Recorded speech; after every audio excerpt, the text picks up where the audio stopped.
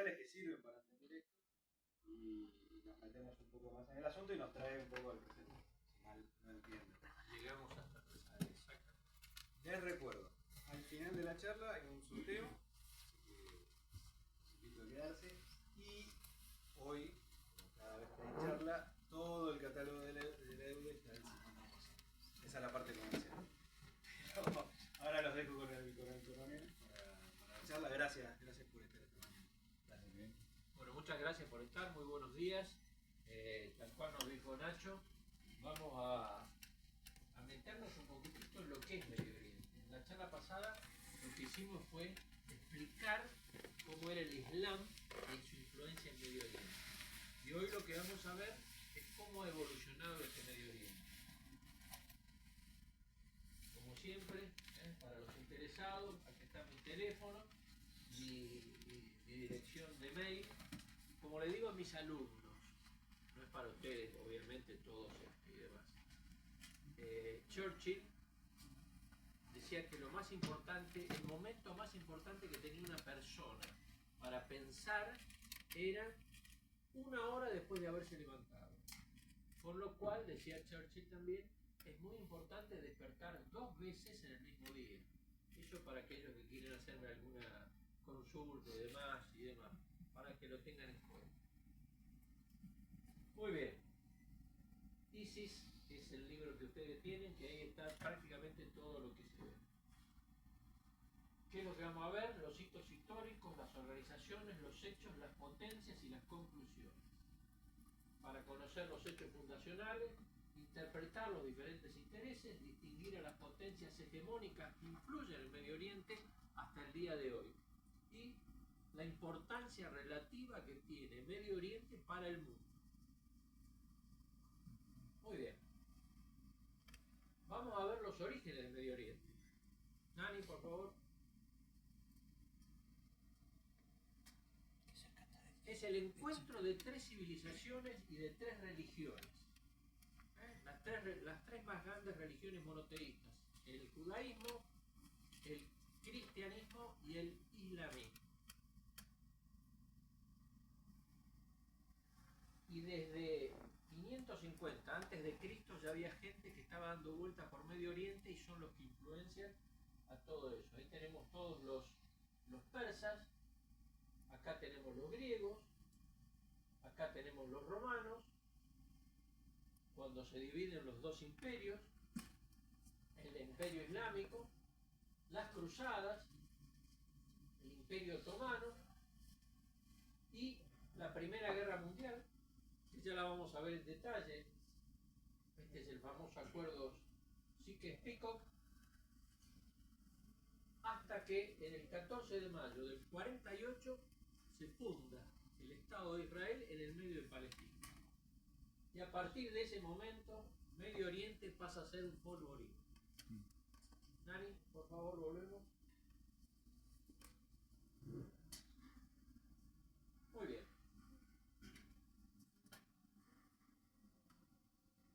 ¿Por qué se lo llama Medio Oriente? Ese es un concepto que lo inventó los europeos, porque Medio Oriente está en la mitad del camino de la ruta de la seda. Desde el lejano oriente, que es China, hasta Europa. En la mitad queda el Levante, como lo llaman los españoles y demás, eso es Medio Oriente. Por favor.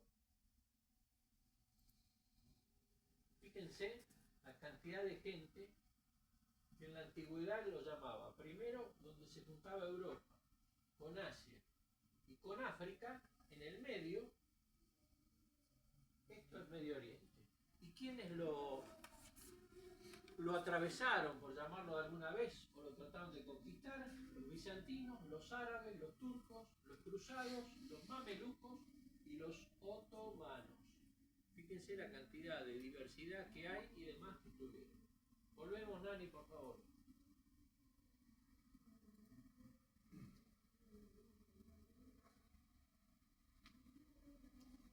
¿Cuál es el punto de inflexión de Medio Oriente?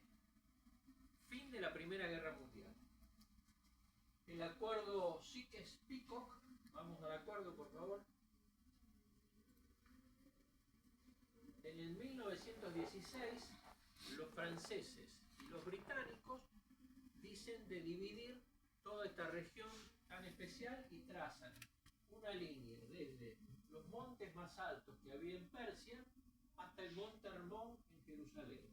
Y dividen al norte, la parte que dice A, queda a cargo del protectorado francés, y al sur el protectorado inglés. Y a partir de ahí empiezan a surgir los distintos países. Ahí tenemos Palestina, tenemos Transjordania, Irak, Siria. Vamos acá, Nani. Siria, esa es la famosa Siria, la gran Siria, que surge de ahí lo que es Líbano. Fíjense que esto es Líbano actualmente. ¿Por qué surge Líbano? Porque los cristianos maronitas que estaban en esta zona, para evitar ser capturados o eliminados por parte de los islámicos, dicen que les den los franceses un lugar con puertos en el Mediterráneo para evitar ser eliminados, o si hay algún tipo de eliminación, que puedan escapar indirectamente. Volvemos, por favor. Acá abajo. Muy bien. Surge Saudi Arabia en el 32 con los hashemitas. Surge Irán en el 35. Líbano, una constitución muy especial que va a tener gran influencia en lo que es Medio Oriente, porque la constitución del Líbano dice que el presidente tiene que ser un cristiano maronita, el primer ministro tiene que ser un sunita y el jefe de gabinete tiene que ser un chiita. Con lo cual, imagínense los problemas que trae toda esa cuestión. En el 35 surge Siria. En el 46 Transjordania, se llamaba Transjordania porque estaba del otro lado del Jordán, se transforma en Jordania. Y el 14 de mayo del 48 surge el Estado de Israel, apoyado principalmente ¿por quién? Por Estados Unidos, que también tiene su vinculación con Saudi Arabia. Y en contraposición aparece Rusia, teniendo una gran vinculación en lo que es Siria y en lo que es Irán. Volvemos, por favor.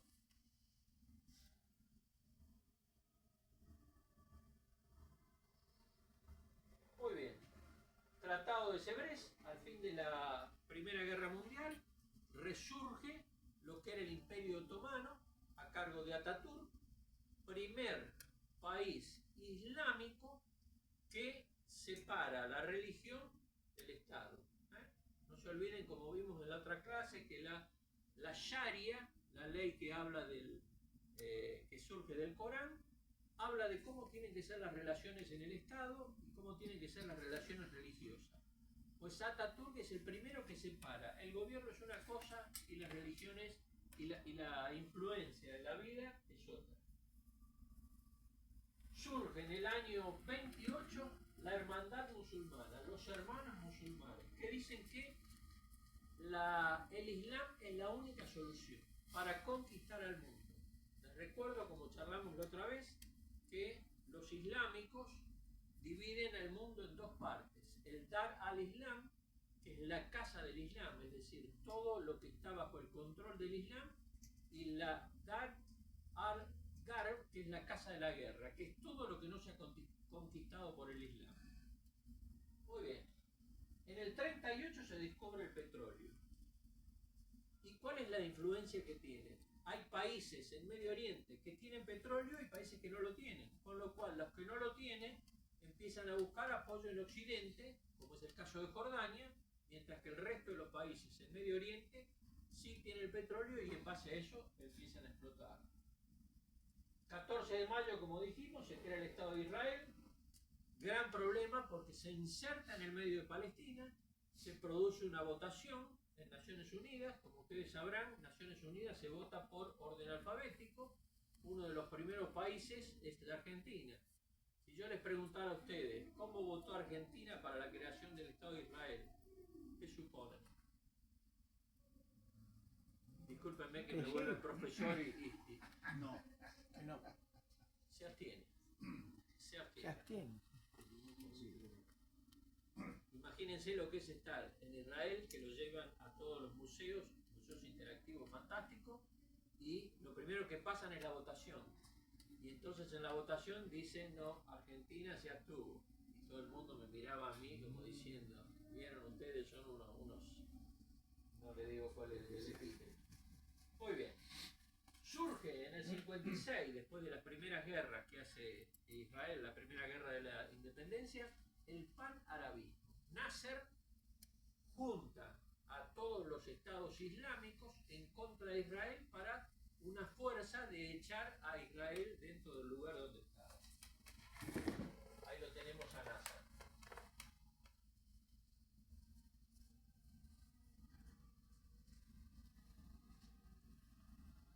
Se transforma, después de la primera guerra, los estados se dan cuenta de que Israel tenía una gran influencia sobre lo que es toda la zona, y cambia lo que era ese nacionalismo, y los primeros que manejan todo son las Fuerzas Armadas, en ese orden.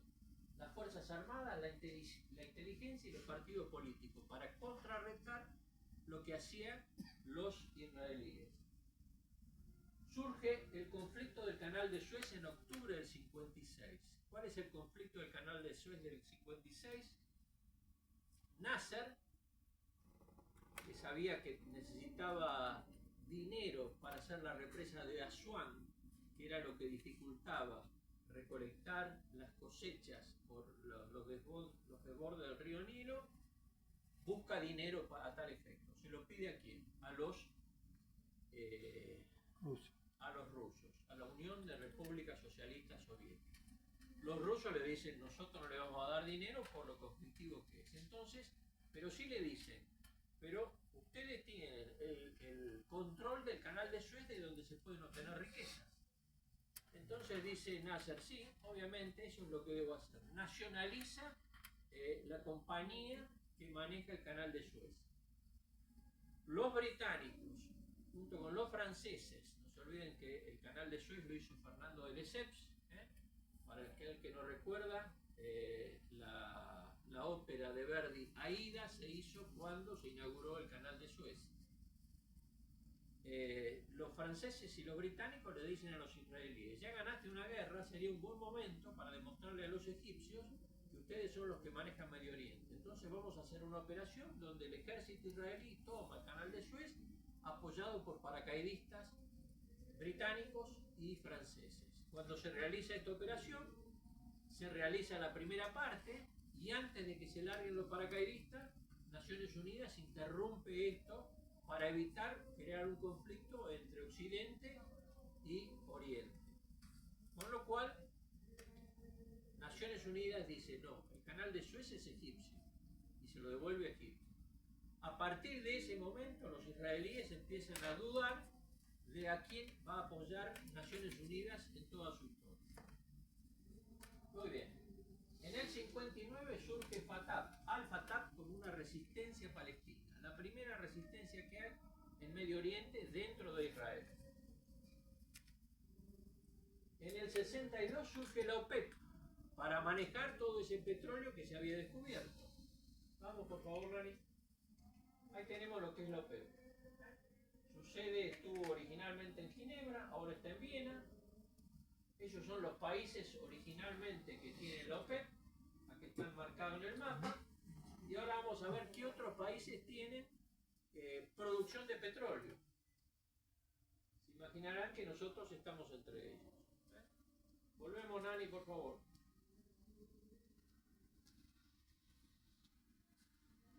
Muy bien. Como no prosperaba el hecho de las naciones que defendían a Palestina, se crea la Organización de la Liberación de Palestina, con este señor que lo deben reconocer, que es Yasser Arafat. En el año 64, en la idea de volver a formar el panarabismo. Se produce la Guerra de los 6 días.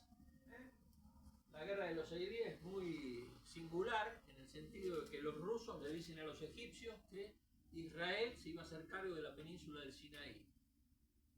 Y ahí por primera vez los israelíes empiezan a adoptar esa doctrina de operaciones preventivas, porque antes de que los supuestamente los egipcios se hicieran cargo del Sinaí, producen el ataque, un ataque muy famoso, la Guerra de los 6 días, con una aviación que se destaca porque prácticamente en una hora anula toda la aviación egipcia y demás, con un método muy sencillo de, en vez de atacar por el este hacia el Cairo, van hacia el Mediterráneo, dan toda la vuelta y atacan por el oeste y reabastecen sus aviones en 7 minutos. Con lo cual, ya lo habían entrenado y demás, los egipcios pensaron que tenían 3 veces más de aviones que los que realmente tuvieron. Se produce la Guerra de los 6 días y, como ven acá, Israel se hace cargo de toda la península del Sinaí, de la Cisjordania y de la Franja de Gaza. Y ahí empiezan unas cuestiones especiales que duran hasta el día de hoy. Surge Septiembre Negro. La Organización de la Liberación de Palestina se asienta en Jordania. Trata de derrocar al rey Hussein para crear Septiembre Negro. El rey Hussein la combate, lo saca de Jordania, pero la Organización de Liberación de Palestina dice: ¿a dónde voy a ir? ¿Qué es lo que voy a hacer? Y demás. Y si ustedes recordarán, en las Olimpiadas, la Organización Septiembre Negro va a matar a los israelíes en las Olimpiadas en Alemania, y después los israelíes buscan a quienes estuvieron ahí y los eliminan. En el 73, la guerra del Yom Kippur. ¿Cómo surge la guerra del Yom Kippur? Los estados árabes, cansados de que Israel le vaya a arrebatar todos sus territorios, se juntan para eliminar al problema israelí. La guerra del Yom Kippur, o del Ramadán, según quien la tome, los egipcios cruzan el canal de Suez después de haberlo practicado durante todo el año para engañar a los israelíes de cuándo se iba a hacer. Llegan hasta un lugar que se llama la línea Bar-Lev, que es una gran zanja antitanque con todos los blindados, y cuando cruzan esa línea antitanque se encuentran el gran problema que no debe tener ningún conductor de blindado, que es que no tenía las órdenes claras del para qué tenían que cruzar. Cuando tuvieron que esperar las órdenes, le dieron tiempo a los israelíes que contraatacaran, que salieran los aviones, eliminan las defensas, y con eso pueden eliminar al avance blindado que había cruzado y revierten lo que fue la guerra. Nuevo revés que tienen los estados árabes vecinos que estaban combatiendo a los israelíes. En el 79 se produce la Revolución Islámica. El Shah de Irán, que hasta ese momento estaba manejando lo que era Persia, que le cambia el nombre por Irán. Irán significa la tierra de los arios, y como estaba demasiado cerca de Occidente, los islámicos chiitas que estaban en Irán producen una revolución para derrocarlo y cambiar lo que es al día de hoy el Estado Islámico. Vamos, por favor. Acá tenemos ejemplos, ahí está la familia real del Shah, y ahí están los ejemplos cuando vuelve el famoso Shah, el Ayatollah Khomeini. De una monarquía autoritaria pro-occidental se pasa a una teocracia republicana autoritaria y antioccidental hasta el día de hoy. Volvemos, por favor.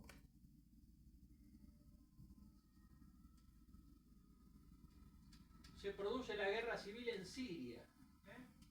Ahí lo tenemos, el que está a la izquierda, es el Ahmed al-Assad, que es el padre de Bashar al-Assad, el que estuvo del gobierno hasta hace poco, y el que estaba allá, ¿saben quién es?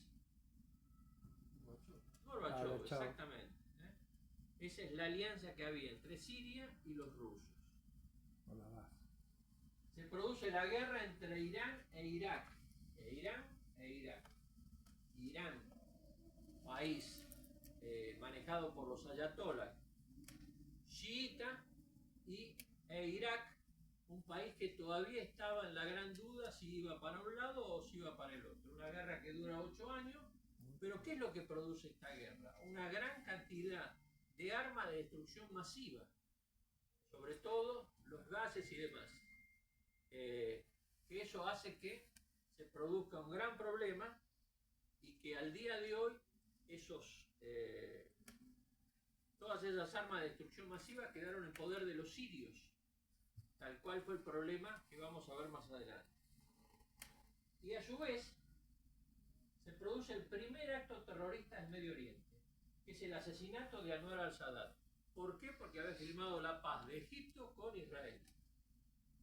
Si no puedes combatir a tu enemigo, únete a él, como decía Napoleón. Un desfile militar en Egipto, paran frente al palco principal, baja un grupo, Anwar al-Sadat estaba pensando que iban a hacer una demostración y demás, se bajan y lo ametrallan a todos los que estaban ahí. Yo le pido a mi general que si usted está en un desfile tenga cuidado, muchas cosas que alguno vio, se enloquezcan. Se produce el enfrentamiento de Irán contra, donde Estados Unidos, fíjense a quién apoya, Saddam Hussein, en contra de los rusos, que después lo irá a capturar. Surge Hezbollah en el año 82. ¿Por qué surge Hezbollah en el año 82? En el año 82, la Organización de la Liberación de Palestina, instalada en Líbano, empieza a lanzar proyectiles sobre el norte del territorio de Israel. Ariel Sharon, ministro de Defensa, le ordena a las Fuerzas Armadas que eliminen esos disparos que se estaban produciendo desde el Líbano hacia el territorio israelí, eliminan todo eso al sur del río Litani y siguen hasta Beirut. Cuando llegan a Beirut, anulan todos los que eran los terroristas de la Organización de la Liberación de Palestina y ponen a un presidente llamado Gemayel, que era un cristiano maronita. Este gobierno, favorable a Israel, empieza a trabajar en base a acercarse a Occidente y facilitar la reunión con los israelíes. Como es Medio Oriente tan sencillo, lo eliminan. Le ponen un auto a un lado, explota el auto, lo matan a Gemayel y Sharon ordena que se busquen quiénes eran los responsables de la Organización de la Liberación de Palestina que lo mataron. ¿A dónde se escondía los que perpetraron este acontecimiento? En los campos de refugiados palestinos que estaban en Beirut. Y se produce que hace Sharon, arma a los cristianos maronitas para que los vayan a buscar dentro de los campos de refugiados. Van los cristianos maronitas, no los encuentran, pero sí producen una matanza entre 700 y 800 personas en lo que fue conocida como la matanza de Sabra y Shatila, del cual Sharon se hace cargo y demás. A partir de ese momento, Hezbollah, que significa el partido de Dios, surge como una resistencia para eliminar a lo que es el Estado de Israel. Muy bien. Entre el 78 y el 92 aparece este señor llamado Osama Bin Laden, que junto con los talibanes forma una organización para también producir la continuidad del Islam en el mundo. Volver al combate entre la casa del Islam y la casa de la guerra. Se produce en el 91 la primera guerra del Golfo, donde Saddam Hussein invade Kuwait para resarcirse de los gastos que le había ocasionado la guerra entre Irán e Irak, aduciendo que en los campos de Rumailia, unos campos petroleros que estaban en el límite entre Kuwait e Irak, aduciendo que los kuwaitíes sacaban mayor cantidad de petróleo que lo que correspondía, invade y demás. Las Naciones Unidas por primera vez produce un conglomerado de naciones para liberar a Kuwait y para eliminar el peligro de la guerra y demás. No solamente Kuwait, sino en Saudi Arabia. Y se produce en el año 87 la primera intifada. Vamos, por favor. ¿Qué es una intifada? Agitación o levantamiento de los palestinos contra los israelíes. Los palestinos, que sabían que toda la unión de todos los países ahí no podían llegar a hacer nada contra Israel, dicen, bueno, vamos a hacer que el mundo nos vea a nosotros. Y se produce lo que se llama las intifadas, que significa guerra con piedra o piedras contra balas. Y ahí tenemos un ejemplo. Policía israelí corriendo a los palestinos que le tiraban piedras. 3 intifadas que ya las vamos a ver. La primera se realiza en el año 87. Saldo, fíjense los saldos, 1.662 palestinos muertos y 160 israelíes. La segunda en el año 2000, cuando Sharon trata de congeniarse, Sharon ya primer ministro, trata de ir a la mezquita del templo y demás, la mezquita Al-Aqsa, donde supuestamente Mahoma se elevó a los cielos. Y la tercera es cuando Trump declara que Jerusalén tiene que ser la capital de Israel y no Tel Aviv.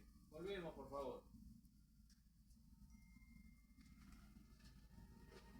Muy bien. ¿Qué produce la primera intifada? La creación de la Autoridad Nacional de Palestina.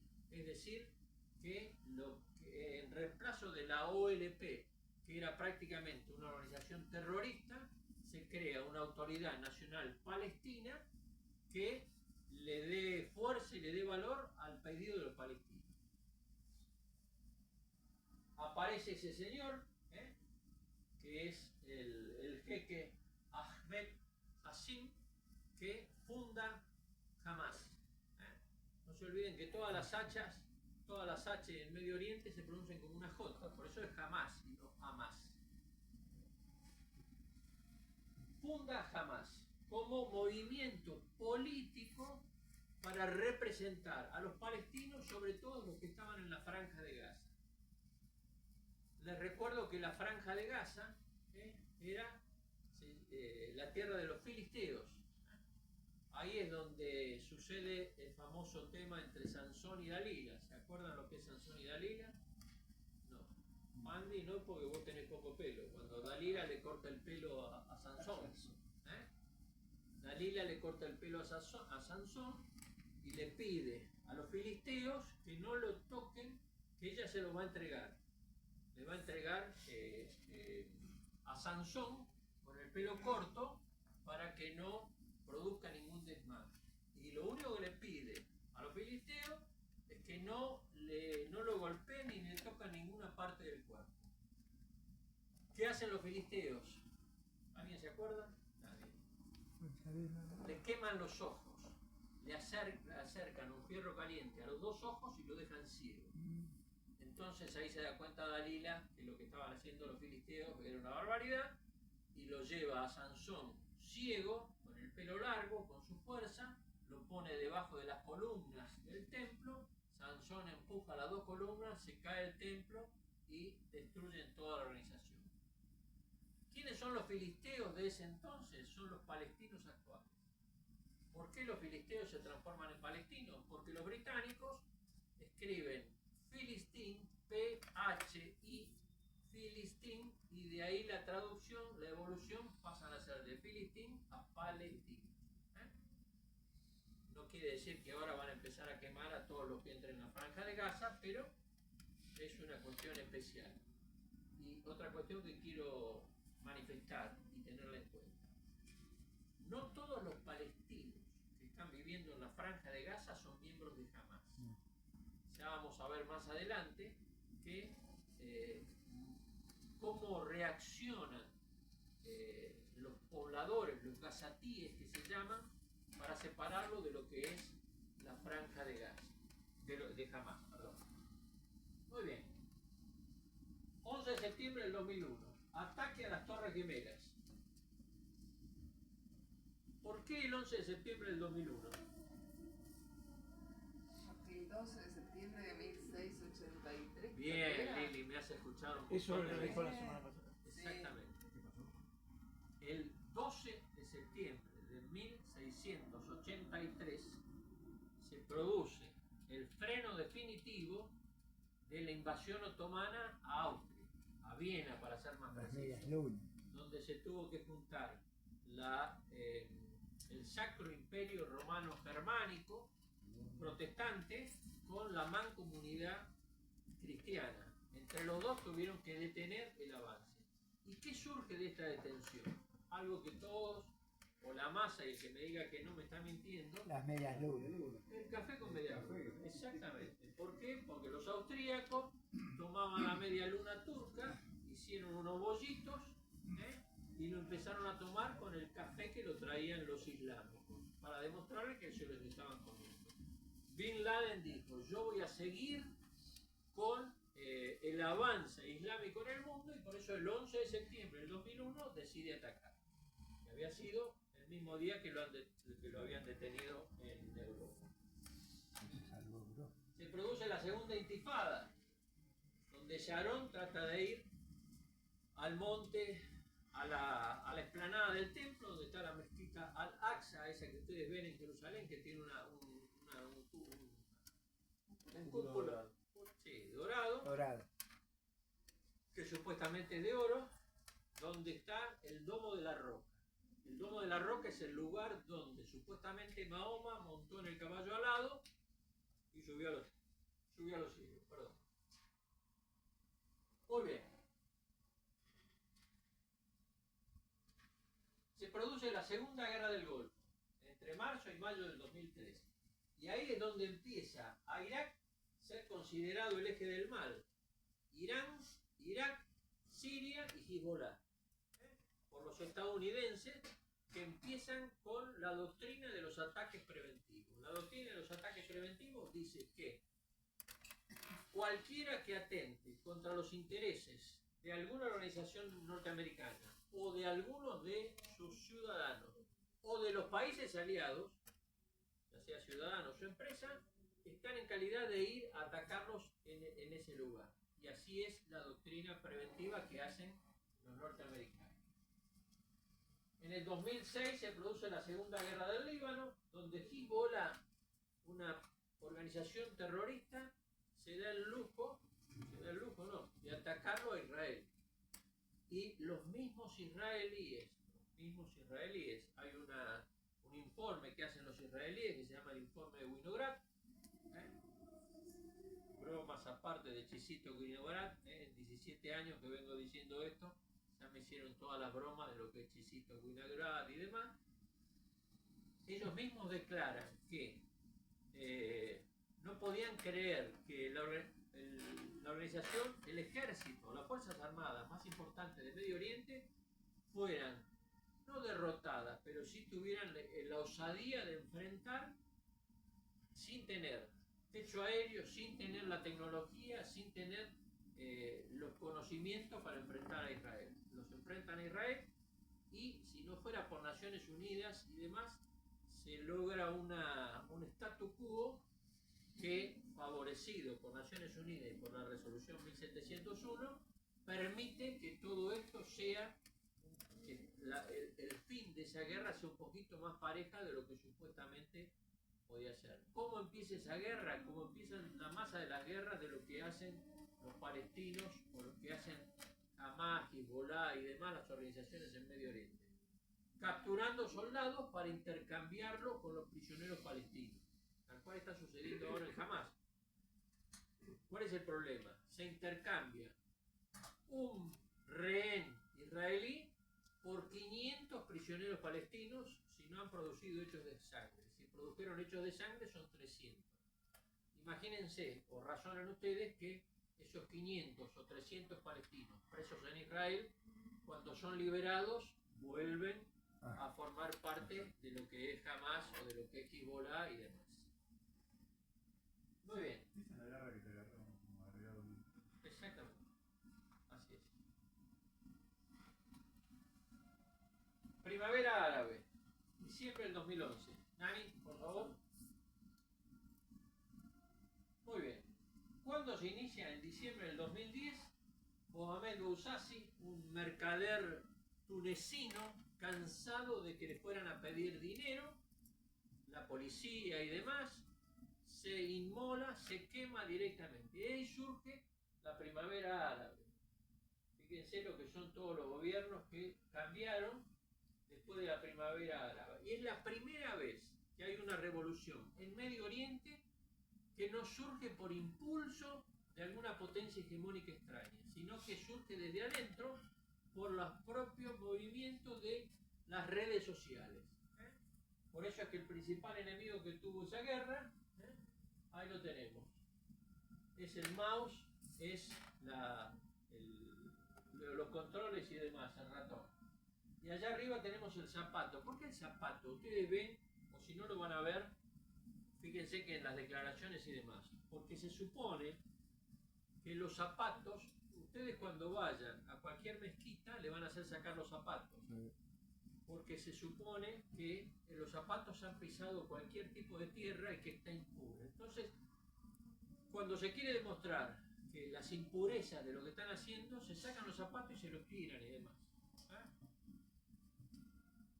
Muy bien, volvemos por favor.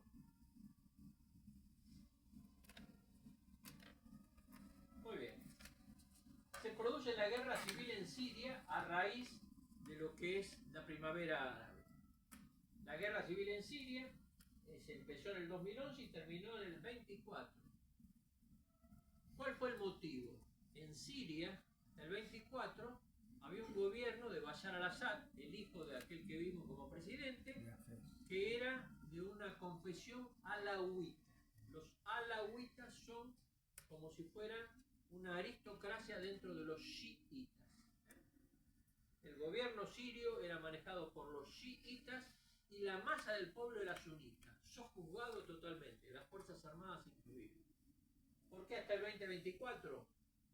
Porque Israel, cuando cansado de todo esto, derrota a Hezbollah en el norte, en su norte, pasa a Siria y derrota a Hezbollah. Al derrotarlo a Hezbollah, las fuerzas democráticas sirias, que estaban ubicadas en el norte, al este del río Éufrates, apoyada por Estados Unidos, deciden basta con Bashar al-Assad porque no tenían apoyo de Hezbollah. Conquistan el gobierno y sacan al gobierno chiita y ponen un gobierno sunita. Y aquel que estaba a cargo de una organización terrorista llamada Jabhat al-Nusra, al-Golani, se transforma en el mejor occidental, se cambia, se pone la corbata y se transforma en el mejor mediador que tienen los sirios para acercarse a Occidente. Exactamente. 2 de mayo del 2011, muerte de Bin Laden. El que no lo haya visto, véalo en alguna de las películas, Las horas más oscuras. Y se acaba, no se acaba, se dificulta lo que es la conducción de Al Qaeda. Muy bien. En el 2013 aparece ISIS. Vamos por favor.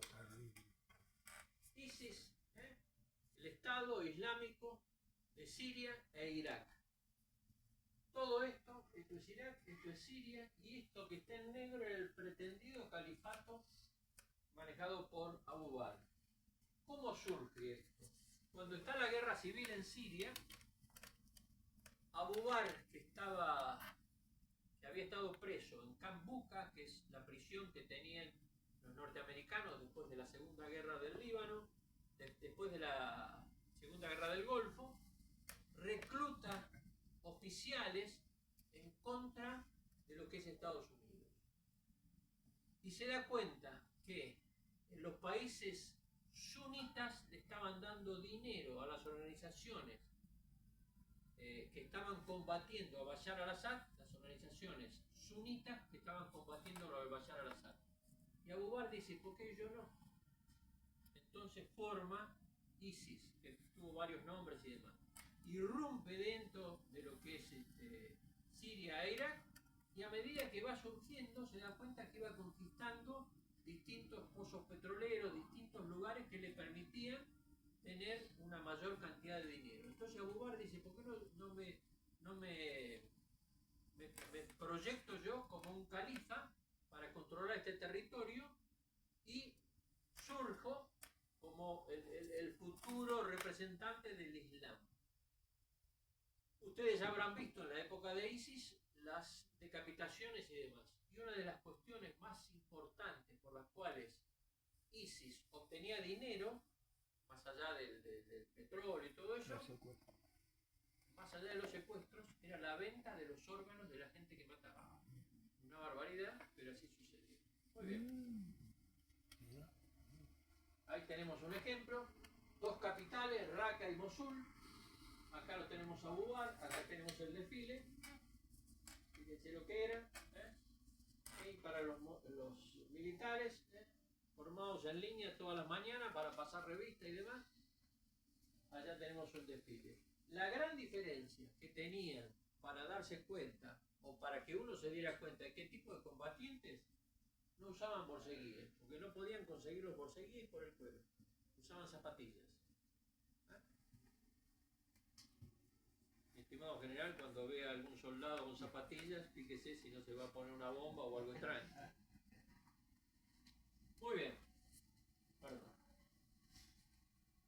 Volvemos.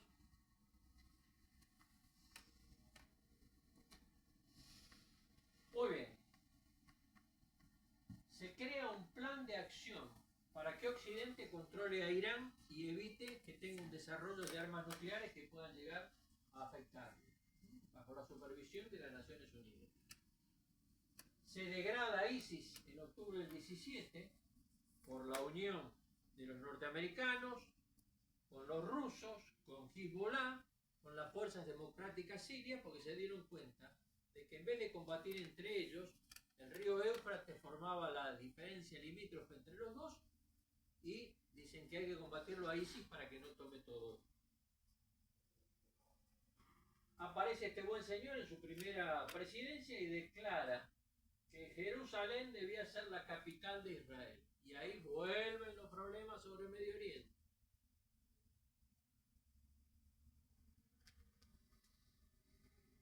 Se produce la tercera intifada. Y Hamas tiene una gran influencia en esto para demostrar que Trump estaba equivocado. Y toma un salmo, el Salmo 22 del Antiguo Testamento, que dice que no habrá paz sin justicia en Jerusalén. Jerusalén está con M, no con N. Si ustedes cuando vayan a Israel, hablen de Jerusalén, porque si no se van a dar cuenta que ustedes no son de ahí. Los israelíes hablan de Jerusalén con M, como dice el Antiguo Testamento. Pandi, cuando vayas allá, con tranquilidad, que solamente te digan eso, que no te conviertan por... Muy bien. Trump decide salir de ese acuerdo porque dice que que Irán no lo estaba manteniendo. Vamos al acuerdo. Se firmó el 15 de julio.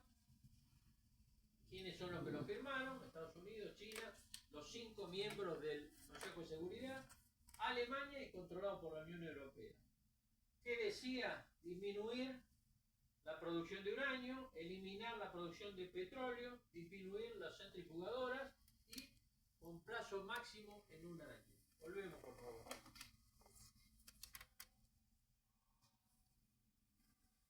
Muy bien.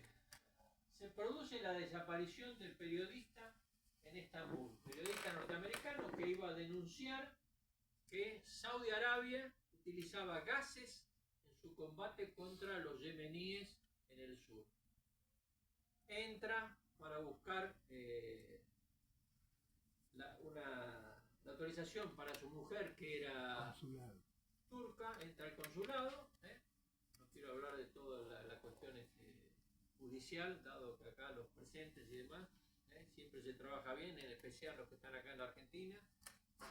¿Y cómo sale este periodista? Descuartizado. Ni siquiera descuartizado, pedacitos chiquitos, trozado, exactamente. Acá los ganaderos, como el general, saben que se lo trozan y demás. Muy bien. Gran problema. Y acá otra vez Trump anuncia el plan de paz para Medio Oriente que incluye la solución de los dos estados, que obviamente no lo va a aceptar los palestinos, sí los israelíes. Ahí está con Netanyahu.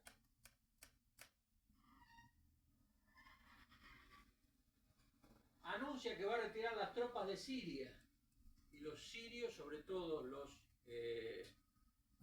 las fuerzas democráticas sirias sunitas que estaban combatiéndolo al presidente, dicen no, por favor. Y aparece ese señor que lo ven ahí, que se llama John Bolton, uno de los recontra halcones que tiene Estados Unidos, recontra republicano, ténganlo en cuenta, que también en la guerra del Líbano tuvo uno gran, y lo va y lo tranquiliza, y le dice a Netanyahu, sí, Trump dice una cosa, pero la realidad va a ser otra. Y aparece este señor, Qasem Soleimani, comandante de la Guardia Republicana, hombre que quiere tomar el mismo rol que tuvo Nasser en su oportunidad, agrupar al panarabismo en contra de Israel, iraníes. Reaparece Abu Bakr diciendo que la yihad continuará hasta el día del juicio final. Y Estados Unidos por primera vez moviliza a un grupo de tareas muy especial para controlar lo que es Medio Oriente. Vamos a ver lo que es el grupo de tareas, Nani, por favor. Fíjense. Portamisiles, portaaviones y demás. 6.000 personas se movilizan, aviones F-35, F-16, cruceros lanzamisiles y demás. Esta es una de las primeras flotas de Estados Unidos en Medio Oriente para ver qué es lo que podía suceder. Volvemos.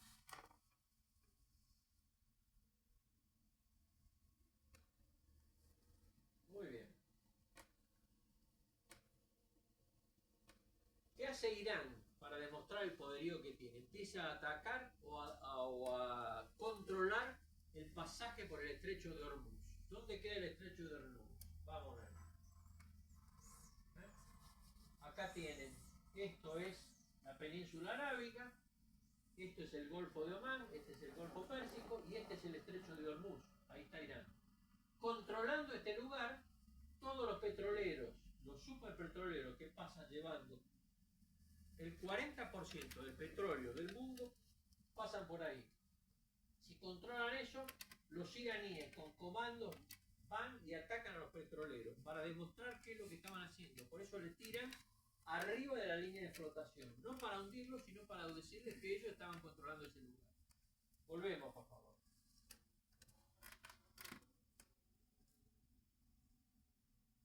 Irán anuncia que vuelve, al salir del acuerdo, vuelve a enriquecer el uranio. Estados Unidos demuestra que había matado no solamente a Bin Laden, sino al hijo de Bin Laden, Hamza. Y Gran Bretaña crea por primera vez una organización dispuesta a trabajar en lo que es la guerra híbrida. Y da un ejemplo de lo que deben ser y lo que debe controlar esta nueva organización a tener en cuenta. Que los primeros que la copian son los israelíes. A partir de ahí, diversos ejércitos de Europa, sobre todo, empiezan a darse cuenta de la importancia que tiene el control de lo que es la guerra híbrida. Vamos. Ahí tenemos cómo están ocupados. Los británicos son los primeros en crear.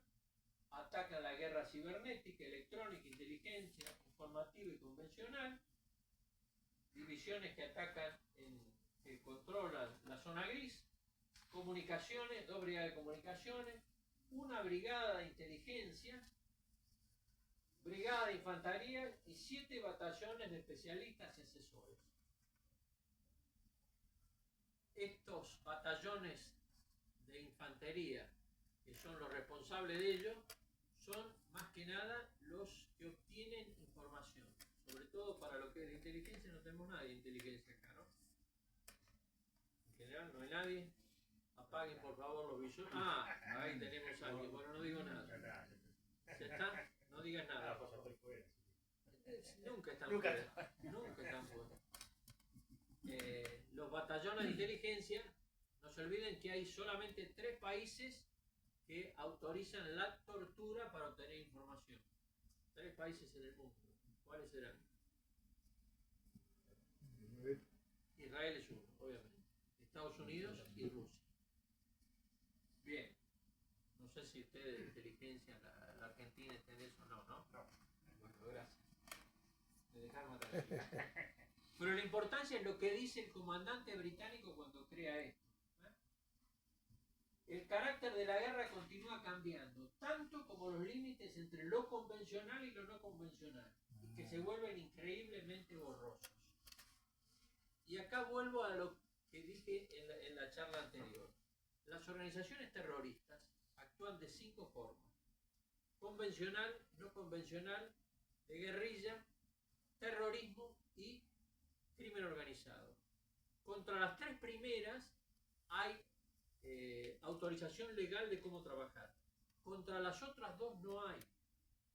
Entonces, según decía Andrew Taylor, un británico del Ministerio de Defensa, hay un pivot o una cuestión a tener en cuenta entre la legalidad pensada y la virtud de la necesidad.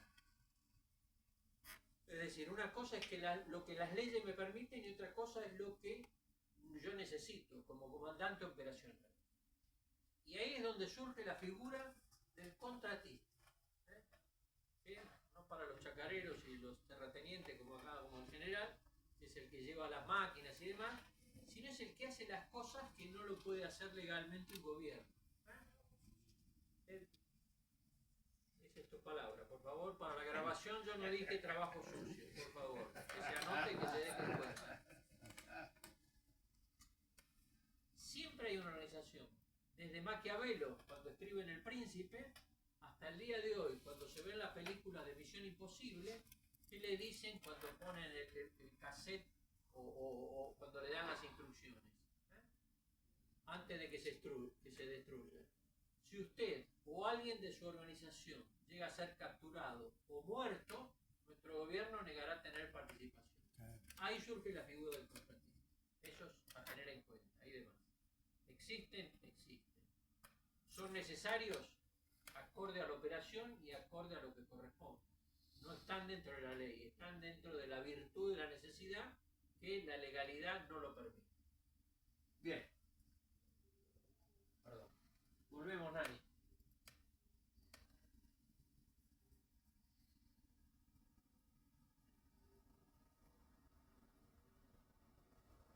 Muy bien. Israel sigue con sus ataques preventivos en Líbano, en Siria y en Irak para evitar que Irán le mande a Hezbollah armamento para que los ataque y demás. ¿Quién se queja? Soleimani. Dice que son acciones insanas y que serán las últimas, de manera tal de amenazar a Israel. Y se producen ataques a las refinerías de Saudi Arabia, que supuestamente son parte de los Houthis, y en realidad los Houthis están en el sur, pero los ataques venían desde el este, con lo cual es muy difícil. Vamos, por favor, Nani. Ahí tenemos los ataques, fíjense lo que utilizaron, ahí tenemos a alguien que está explicando. Armamento de origen iraní utilizado para el ataque. Correcto.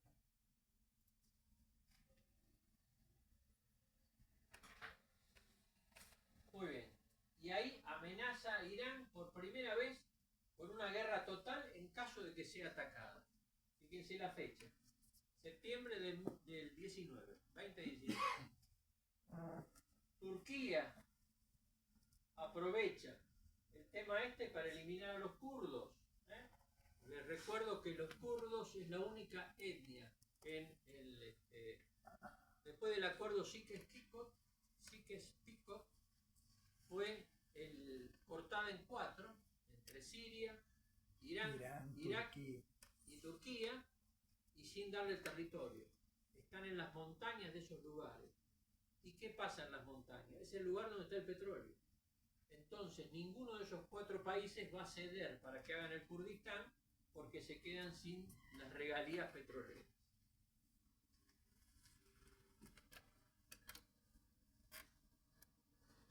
Muy bien. Lo eliminan a Abu Bakr. Abdullah Kardash se hace cargo de ISIS.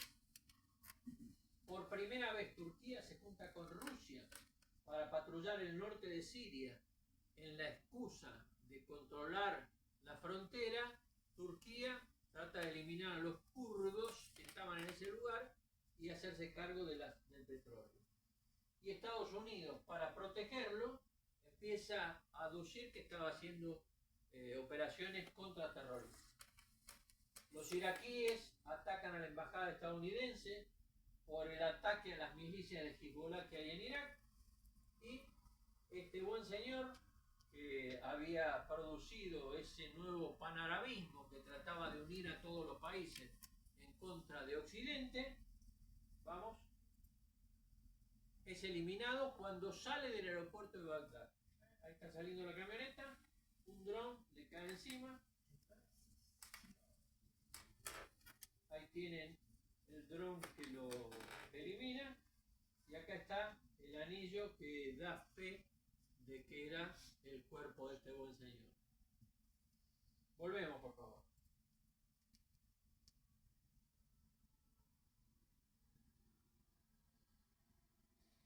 En enero del 2020, Trump recibe una limitación del Congreso de Estados Unidos que evite que inicie una guerra contra Irán.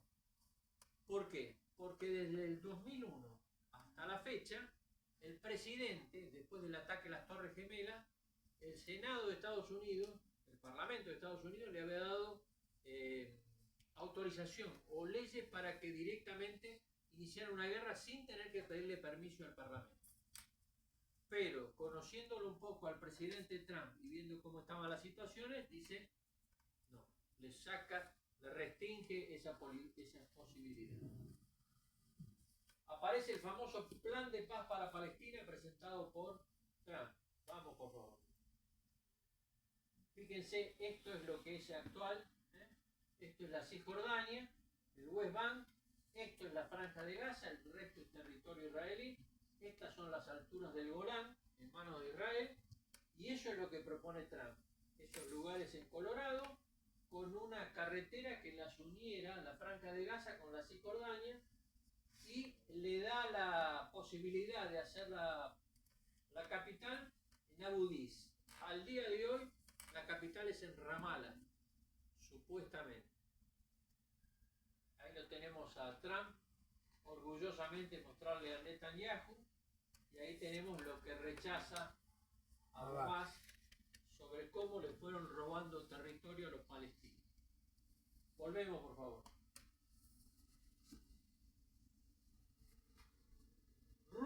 Rusia refuerza sus tropas en Siria, porque supuestamente de esa comunión que tenía con los turcos lo había roto. Putin dice que va a entrar en Siria por el tema de apoyar lo que es el COVID, y Estados Unidos pone a un gobierno en Irak favorable a él. Irak aprovecha el apoyo de Estados Unidos para eliminar todas las células dormidas de ISIS que estaban en los campos de refugiados. Y aparece un nuevo problema en lo que es Europa. Aparece gas en el Mediterráneo. Fíjense que ahora hay un gran drama por la guerra ruso-ucraniana, por el abastecimiento de gas, pero aparecen yacimientos de gas en el Mediterráneo que se los disputan. Sobre todo en el Mediterráneo del Este, porque hay varias potencias que están ahí. Vamos, por favor, Nari. Eso es Chipre, esto es Chipre más grande, y ahí están, ¿dónde están los yacimientos de gas? Eso que está en azul y demás. Se reclama primero las aguas territoriales, que están desde el tiempo inmemorial entre la República del Norte de Chipre, turca, y los griegos que están en el sur y demás. ¿De quién son las aguas territoriales? Pero ni lerdo ni perezoso, los turcos firman un acuerdo para explotar ese gas y demás, y mandan sus buques directamente a empezar a obtenerlo en el Mediterráneo. Volvemos. El Kurdistán en Irak dice que podría albergar a la fuerza de Estados Unidos. Kurdistán por dos motivos: para que no fuera eliminado por Turquía y para favorecer la eliminación total de lo que eran los restos de ISIS. Operaciones contra ISIS en Irak, de manera tal de mantener la presencia estadounidense después de la Segunda Guerra del Golfo. Diálogo estratégico entre Estados Unidos e Irak, demostrando, vamos por favor, allá. Fíjense, todas esas son los atentados que sufrieron los norteamericanos, y acá están todas las bases de Estados Unidos en Irak. Volvemos. El comandante del CENTCOM, que es, no se olviden que Estados Unidos tiene 5 comandos, 5 comandos, 5, ahora pensé que tenía un dedo más. El más importante es el CENTCOM, que es el que maneja Medio Oriente, el más conflictivo generalmente. Y este buen señor, que era el comandante en ese momento, Frank McKenzie, dice que va a ser el responsable de controlar todo lo que está al oeste del río Éufrates. Al este había estado Estados Unidos con la Fuerza Democrática Siria, los kurdos y demás, y al oeste había estado Rusia con las tropas de Bashar al-Assad y Hezbollah.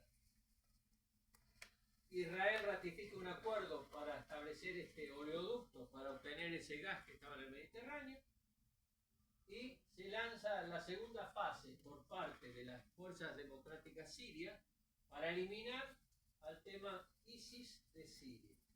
Se incrementa la disputa del gas y aparece por primera vez en este tipo de disputas los mercenarios, los contratistas, y los primeros que aparecen son los rusos. Al irse Rusia y sacar las tropas de Rusia, aparecen los mercenarios rusos. Y Estados Unidos facilita los acuerdos de Abraham en agosto del 2020, de manera tal de que los países islámicos reconozcan al Estado de Israel, porque ese es el gran problema que hay. Aparece un conflicto en Nagorno-Karabaj, que si bien no es Medio Oriente, sí tiene influencia por la venta de armas y por lo que es Irán apoyando a uno y Armenia y demás, otro, y Turquía e Israel en los lugares y demás. Irán trata de expandirse para controlar lo que es el este de Siria para poder mandarle a Hezbollah armamento, y se produce mayor reconocimiento de Israel por parte de los países islámicos. Aparece Biden, demócrata, que dice que se tiene que lograr un acuerdo democrático para pacificar a lo que es Medio Oriente. En contraposición, Israel elabora nuevos planes para atacar a Irán. Enero del 2021.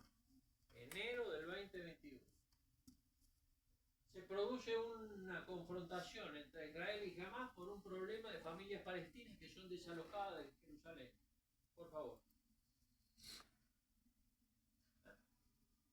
Este es un barrio, Sheikh Jarrah, donde había familias palestinas que son desalojadas porque se dice que antiguamente pertenecían a israelíes y son desalojados, jamás los defienden, empiezan los lanzamientos y demás,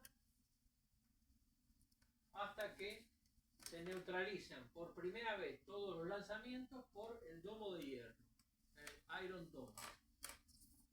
Y el gabinete de seguridad de Israel produce un alto el fuego. Israel tiene 2 gabinetes, el gabinete de la guerra y el gabinete de seguridad. El gabinete de la guerra es como si fuera el Estado Mayor Conjunto, y el gabinete de seguridad es el gabinete que trabaja con el presidente directamente. El gabinete de la guerra se subordina al gabinete de seguridad. Volvemos. Muy bien. Se produce la salida de los talibanes de Afganistán, de las tropas de Naciones Unidas, por parte del control queda en manos de los afganos. Vamos, por favor, Nani. Fíjense lo que era antes los talibanes en el julio del 21 y en agosto prácticamente controlan todo Afganistán. Ahí tenemos la salida, quién lo funda, quién se hace cargo, y todos los grupos terroristas que estaban ahí, que a partir de ese momento empiezan a recolectar terroristas del mundo para ir a lograr una ONG que ataque al resto del mundo. Volvemos. Muy bien. Rusia invade Ucrania, como ustedes ya estamos muy cerca. Ucrania defiende su territorio. Vamos ahí rápidamente. ¿Cómo está la guerra? Las refinerías, los bombardeos rusos, los drones que atacan no solamente Rumania, sino que por error cruzan los territorios, la OTAN que está en alerta, no sabe si se defiende o no se defiende, y se debilita la opinión pública rusa según las encuestas recientes que muestran que el apoyo interno al liderazgo de Putin para continuar la guerra está bajando y que cada vez más ciudadanos prefieren una solución negociada. Lo mismo que sucede en Rusia, sucede en Israel. Ya lo vamos a ver más adelante. Perdón, volvemos. Israel empieza a operar sobre la Cisjordania. Rusia bombardea los depósitos de granos, incrementan los precios y demás. Hamás lanza el 7 de octubre del 23 el ataque sobre la festividad del Sukkot, capturando 156 rehenes. Y ya estamos prácticamente en lo que está sucediendo ahora. Israel responde con una operación Espadas de Hierro. Hezbollah anuncia que va a estar preparado para actuar en apoyo de Hamás. Israel profundiza las operaciones en la Franja de Gaza para eliminar las capacidades militares y a todos los dirigentes.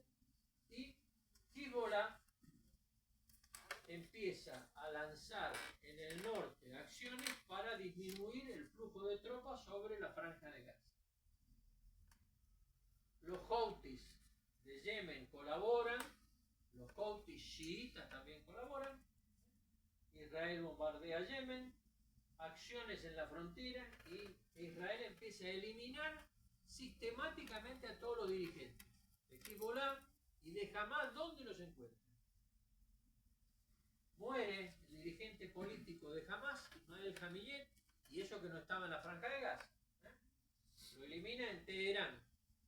Teherán, la capital de Irán, les recuerdo. Así que una operación quirúrgica directamente, ¡pum!, lo mata a Ismael Haniyeh. Yahya Sinwar, miren la carita esa, es el que dirigía porque también lo eliminaron. Hamás, Hezbollah continúa. Se producen los ataques preventivos de la Fuerza Aérea Israelí sobre supuestos 6.000 lanzadores de Hezbollah ubicados en 11 bases. Supuesto porque le tiran. Y si le pegan, y si no le pegan a un lanzador, a alguien le pegan. Se continúa la operación en Cisjordania. Se anuncia una operación militar en la Cisjordania llamada los campamentos de verano. ¿Por qué se llama campamentos de verano? Porque ellos dicen que en el verano se corta el pasto, porque crece el pasto. Entonces, el hecho de cortar el pasto implica cortar casi a la altura de la raíz de lo que es el pasto. Lo mismo hacen con los dirigentes. Dirigentes que encuentran, le cortan, lo eliminan, no le cortan. Por eso se llama campamentos de verano. Khaled Mashal llama a perpetrar atentados suicidas. Representante de Hamás pidiendo la yihad en Europa. La yihad, les recuerdo que es la guerra santa. Activa Israel con un procedimiento muy novedoso, los famosos Viper. ¿Se acuerdan de lo que eran los Viper? Los buscapersonas. Le dan o le envían a cada uno de los miembros de Hezbollah en Líbano un Viper. Supuestamente que era para mantener una relación entre todos ellos. En determinado momento, cuando se aseguran de que todos tengan ese Viper, activan un mensaje y el Viper le explota. Eliminan a una gran cantidad de personas de Hezbollah. No solamente eliminan, sino los hieren y demás. Los dejan fuera de combate. A partir de ese momento, Israel declara que la guerra está en el frente norte, en el principal frente, porque suponen que lo tienen controlado. Destruyen el centro de mando de Hezbollah, Hassan Nasrallah, el líder religioso. el líder religioso de Hezbollah, secretario general. Les recuerdo que en el año 2006, cuando fue la Segunda Guerra del Líbano, este señor, Hassan Nasrallah, dijo que con el solo hecho de sobrevivir a la guerra, para ellos Hezbollah había triunfado, recordando lo que había dicho Raymond Aron en la guerra de Argelia. Raymond Aron había dicho que los subversivos, las organizaciones subversivas, ganan la guerra cuando no la pierden, y quienes los combaten pierden la guerra si no la ganan. Un juego de palabras muy interesante, pero Hassan Nasrallah decía y demás. Me hace seña el fiscal y demás, lo que pasó acá, no sé, no conozco, no era nacido yo en esa época. Muy bien. Netanyahu por primera vez dice que busca el equilibrio estratégico y que va a actuar en los 7 frentes: Gaza, Cisjordania, Líbano, Yemen, Irak e Irán. Se produce la primera tregua con Hezbollah en el norte, con todas estas condiciones de las cuales más importante es que Hezbollah no tenga acciones ofensivas y que Israel no produzca acciones ofensivas en lo que es el territorio libanés, y que se respete la resolución 1701 que dio fin a la guerra, a la Segunda Guerra del Líbano. Israel retiraría sus fuerzas armadas en enero del 25, ya estamos en este año, y ahí se produce la tregua con Hamas. La primera tregua con Hamas, que en una fase primera implicaba entregar 1000 prisioneros palestinos, no entregar los terroristas Nokba. Los terroristas Nokba son los comandos de Hamas. Así que si ustedes ven a alguien que le dice yo soy parte de Nokba y grita Allah Akbar, Listo. obviamente saben lo que tienen que hacer. ¿Qué tienen que hacer, Lili? Salir corriendo. Exactamente, en sentido contrario. Bien, Lili, estás aprendiendo, eso es muy bueno. Incrementan la ayuda humanitaria a 600 camiones. FDI sale del eje central. En la franja de Gaza hay 3 lugares importantes: la ciudad de Gaza, Netzarim, el corredor Netzarim, y la ciudad de Rafah. Acá está el campamento de Camp Yunis en la mitad. Esos lugares son los 3 lugares que mayor concentran los palestinos. Cada vez que van a hacer una operación, los israelíes lo bombardean o los panfletean para que la gente se corra. Lo que pasa es que los gazatíes no tienen lugar, porque ya está todo destruido. Corren de un lado al otro y no saben dónde ir. Muy bien. Los residentes de Gaza están autorizados a regresar después de 22 días bajo la inspección vehicular de Qatar y Egipto. Quieren huir, no pueden estar ahí. Los egipcios no los quieren recibir, no hay ningún país limítrofe que los quiera recibir. Las FDI reducirían su presencia en el corredor Filadelfia. El corredor Filadelfia es el que está acá abajo, que limita la franja de Gaza con Egipto, y es donde controlan que nadie se escape o que nadie vaya de un lado al otro. La fase 2 se iniciaría luego y demás. Estados Unidos informa por primera vez la fabricación de armas nucleares de Irán. Fíjense lo que son los túneles con los cohetes, que tienen una capacidad de llegar entre de 2.000 a 8.000 kilómetros. Netanyahu le pide a Estados Unidos que le permita un ataque a las instalaciones nucleares. Febrero de este año. Israel pide nuevamente detener el programa nuclear, y el PKK kurdo por primera vez dice basta, no quiero pelear más con Turquía, entrego las armas y me quiero no hacer amigo, pero que no me persigan más. Rompe Israel el alto al fuego. Irán contraataca en abril con drones y misiles. Se produce la resolución de Naciones Unidas 2735 que exige el alto al fuego, liberación de los rehenes y el ingreso de la ayuda humanitaria. Es muy significativo cómo se ingresó, las distintas formas de llevar la ayuda humanitaria. Se construyó un puerto en la Franja de Gaza, se le tiró ayuda humanitaria con paracaídas, pero Israel controla todo. Interviene, Israel lanza la ofensiva el 13 de junio y Estados Unidos interviene en Irán en el bombardeo. Vamos a ver cómo fue eso, por favor. ¿Cómo fue el ataque israelí? Eliminaron 30 mandos, 17 científicos que hacían toda la producción nuclear.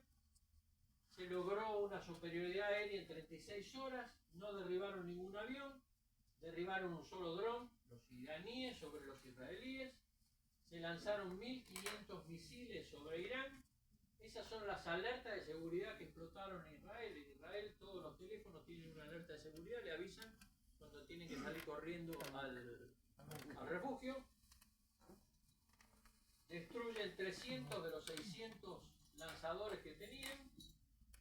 Se lanzan, Irán lanzó 500 de los 2.000 misiles que tenía. Bajas, los lugares impactados, todo prácticamente. Tel Aviv hacia el norte prácticamente le han caído algunos. Y esta es la operación Midnight Hammer que lanza Estados Unidos con la famosa bomba. ¿Cómo actúa esa bomba? La bomba tiene dos partes. Ese es el B2 y esa es la bomba. Las dos partes, una de la primera parte irrumpe en un terreno, explota ese terreno y por detrás entra la segunda bomba hasta 60 metros. ¿Cómo fue la operación? Fíjense, empezó a las 0:15, lanzaron la bomba, a las 0:18 se lanzan los misiles Tomahawk, estaban en el sur, en un submarino, en el frente a Yemen, y a las 22 horas abandonan el espacio aéreo. ¿Qué se logró? Retrasar el programa nuclear, evitar el ocultamiento del uranio enriquecido y evitar un conflicto regional de mayor intensidad. Junio nomás, perdón. Vamos.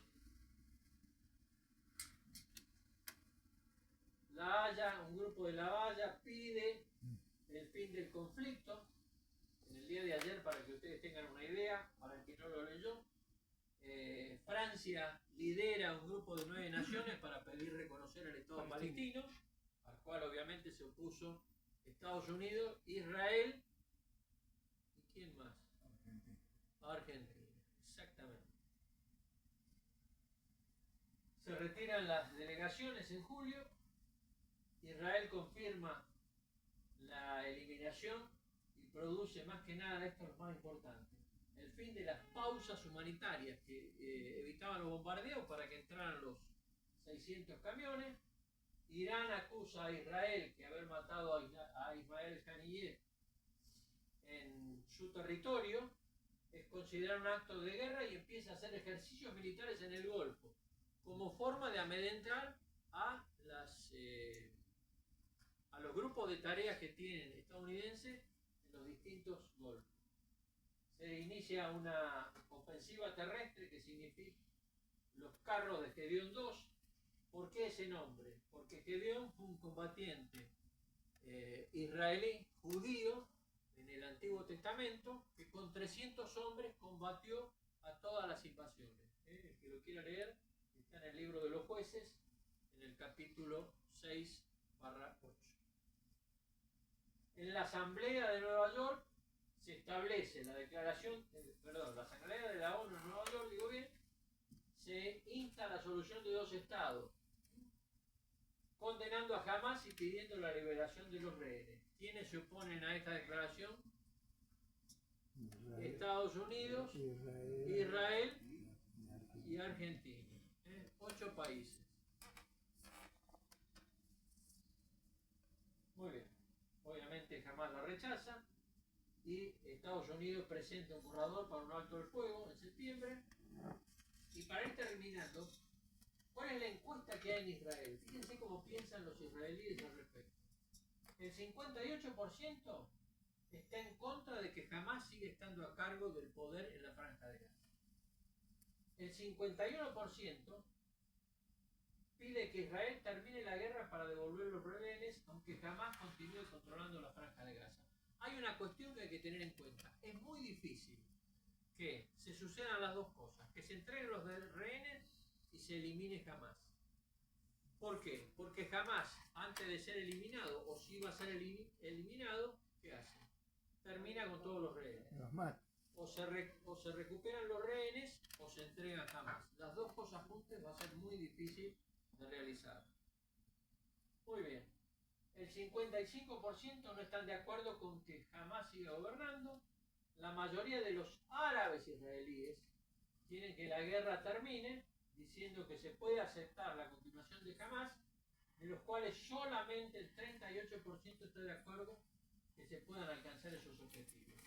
Y el 43% de los judíos está de acuerdo con que se busque terminar la guerra y devolver a los rehenes. Muy bien. En septiembre, Israel admite que el programa nuclear de Irán no fue destruido totalmente. 3 centrales nucleares, Fordow, Isfahan y Natanz, solamente una, que es la que estaba bajo tierra, mantiene todas sus acciones. ¿Cuál es la situación actual? Israel busca terminar el conflicto con Hamás. Irán, luego de su degradación, quiere mantener su influencia y sigue siendo una amenaza. Hamás está debilitado y sin conducción, porque cada vez que aparece un líder político, lo eliminan. Hezbollah no tiene conducción, porque ya lo mataron a todos los jefes y demás. Los Houthis, a pesar de la ofensiva internacional, siguen manteniendo el control y el peligro es el estrecho de Bab el-Mandeb, que es el estrecho de las lágrimas. Porque por ahí, en la vuelta que va hacia el Mar Rojo y hacia el Canal de Suez.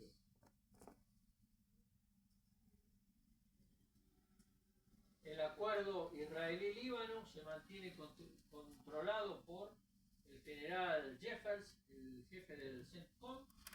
El acuerdo entre Israel y Siria, por primera vez cuando cambie el gobierno, hace que Israel por primera vez esté en condiciones de mantenerse junto con los sirios. Y Estados Unidos busca, junto con algunos países de los Emiratos Árabes, ser mediadores no oficiales, para reconocer los israelíes en las alturas del Golán, una retirada parcial con las condiciones de ocupación y eliminar la presencia de Irán y los HTS, que es el actual gobierno de Jabhat al-Nusra, en lo que es Siria. Actúa Israel para proteger a los drusos que están en el sur, sobre el Golán, y Siria considera prematuro exigir condiciones para una negociación formal con Israel, pero están en ello. ¿Consecuencia de riesgo para Estados Unidos? Una escalada regional. Una vulnerabilidad energética, porque Irán, si cierra el estrecho de Hormuz, se acaba el petróleo que pasa por ahí para el resto del mundo. Presión diplomática doméstica y fracturas aliadas, porque Trump no tiene todavía el consenso mundial de seguir apoyando a Israel. Entonces, dice, está en la duda, ¿lo apoyo o no lo apoyo? Estancamiento diplomático por el ataque a las centrales nucleares. Escenarios, una escalada militar cíclica, que sigue habiendo una espiral de nuevos ataques en Irán, presión asimétrica a través de la diplomacia o a través de los Houthis, a través de los proxies, estancamiento con riesgo político interno y un mediador global. Estados Unidos, aunque parezca mentira, quiere llegar a ser el mediador global, el bueno de la película, y en algún momento pensó Trump de lograr el Premio Nobel de la Paz si lograba interceder en la guerra ruso-ucraniana y acá en la Franja de Gaza. Situaciones a resolver. Enfrentamiento israelí y palestino, viejo enfrentamiento, la guerra en Gaza, el plan de paz, la guerra civil, la tregua, el acuerdo nuclear, el enfrentamiento entre Arabia Saudita y Irán, país sunita contra el país chiita, precio del petróleo y del gas, los migrantes que van hacia la Unión Europea, cada vez hay más actores involucrados o que van cambiando, y acá tenemos una comparación, una rápida comparación de los dos conflictos. Uno es, más que nada, vamos a ver esto. Gaza-Israel es una guerra híbrida, Ucrania y Rusia es una guerra convencional e híbrida, alta mortalidad con hambruna en la franja de Gaza, refugiados y desplazados en lo que es la guerra a Ucrania, y la dimensión internacional, condena de la ONU y el apoyo militar de Occidente a Ucrania, a OTAN, pero sin que entre Ucrania en la OTAN. Escalada prolongada como escenario futuro y desgaste mutuo. Y acá les dejo algunas preguntas. Guerra en Ucrania. ¿Incorporará otros estados o organizaciones o se mantendrá entre estos dos? ¿Se cambiará el orden geopolítico mundial? El final, ¿será por un acuerdo o por la obtención de los objetivos políticos de alguno de los dos? ¿Cuál es el objetivo político que tiene Rusia en esta guerra? Lograr tener un puerto de aguas cálidas. Todos los puertos rusos se congelan en invierno. Entonces, si alguien le da, si Ucrania le cede Crimea, que ha sido siempre la joya de todos los problemas, a Rusia, para tener un puerto de aguas cálidas a través del Mar Negro y seguir al Mediterráneo y demás, se solucionan los problemas. Obviamente, es fácil decirlo acá, paradito y demás. Difícil respuesta. Una solución es lo mismo que pasó con Hong Kong y China. Hacer un arrendamiento que está previsto en la constitución ucraniana. Las tierras que sean necesarias de ceder se pueden arrendar por X cantidad de tiempo y demás. Guerra en Gaza, ¿se mantendrá en el tiempo? ¿Incorpora nuevos actores? ¿Se extiende a la región? ¿Involucra nuevas potencias? ¿Cambia la geopolítica islámica y occidental? Guerra en el Líbano, ¿se respeta la tregua? ¿Se llega a un acuerdo para incorporar nuevos actores? ¿Se extiende fuera de la región? ¿Involucra nuevas potencias? ¿Cambia la geopolítica? La guerra con Irán, ¿se extiende? ¿Se mantendrán los actuales actores o incorporará nuevos? ¿Podrá involucrar a organismos internacionales? ¿Involucrará nuevas potencias? ¿Cambia la geopolítica? A tener en cuenta o a pensarlo en los momentos que uno esté tratando de imaginar la geopolítica. Desde un lugar donde primero, les recuerdo, lo primero que uno tiene que hacer como pensador geopolítico es ubicarse geotemporalmente en el lugar. Porque es muy fácil tomar un café, pedir que le pongan un poquito de leche, hacerlo cortado y hablar de la guerra. Y un ejemplo muy común, una cosa es hablar de la muerte y otra cosa es morirse.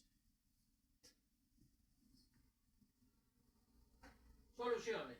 Plan de paz, entendimiento con Irán y con Hezbollah, acuerdo por los puertos de aguas cálidas, fin de la guerra, regreso de los refugiados, evitar la reunión de terroristas en países afines.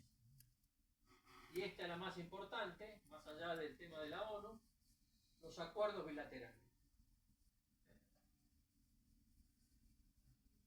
Conclusiones, para ir terminando. Región de permanentes tensiones y conflictos intra y extrarregionales. Dan origen a cualquier problema externo.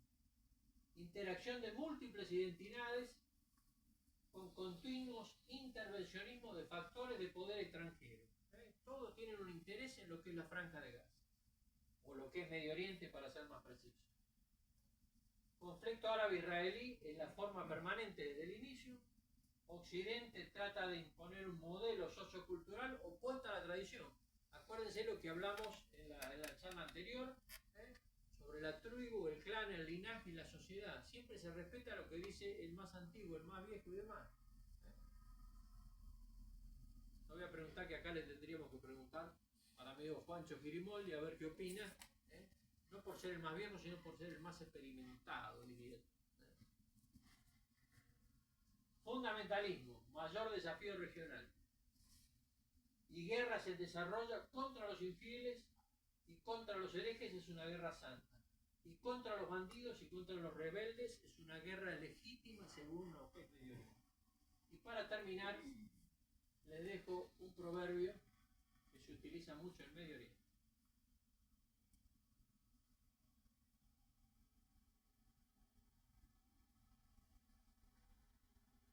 ¿Leen todos? Un hombre muy pobre encontró 2 monedas, comprando con una arroz y con la otra una flor. Cuando dudaron de por qué no había comprado 2 monedas de arroz, les dijo, con una compré algo de qué vivir y con la otra algo para qué vivir.